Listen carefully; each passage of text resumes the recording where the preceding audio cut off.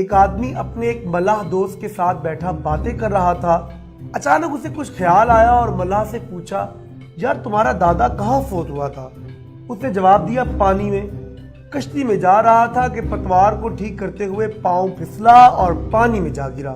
پانی کافی گہرا تھا، بہت دیر تک تیرتا رہا، کوئی مدد کو نہ پہنچا اور ڈوب کر مر گیا۔ دوسرے دن اس کی لاش ملی۔ ملاح سے دوسرا سوال اس کے دوست نے پوچھا کہ تمہارے ابو کہاں فوت ہوئے تھے؟ ملاح نے جواب دیا، وہ بھی پانی میں مرا تھا۔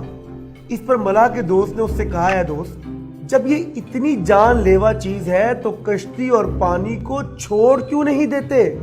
یہ سننا تھا کہ ملاح نے کہا، یار تم اپنا مشورہ اپنے پاس رہنے دو، پہلے میرے سوالوں کا جواب دو۔ اچھا بتاؤ تمہارے دادا ابو کہاں فوت ہوئے تھے؟ اس نے جواب دیا، چارپائی پر۔ اور کہاں؟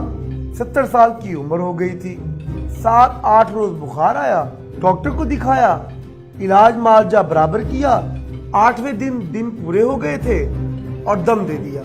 ملاح نے پھر دوسرا سوال کیا، اور تمہارے ابو کہاں فوت ہوئے تھے؟ دوست نے جواب دیا، وہ بھی اپنے ابو کی طرح چارپائی پر فوت ہوئے تھے۔ ملاح فوراً بول اٹھا، جب چارپائی اتنی خطرناک ہے تو اس کو دریا میں کیوں نہیں پھینک دیتے؟ جس چیز نے آپ کو کبھی نقصان پہنچایا تو ضروری نہیں کہ اس چیز کو چھوڑ دیا جائے، بلکہ اس چیز کو درست طریقے سے استعمال کرنا چاہیے۔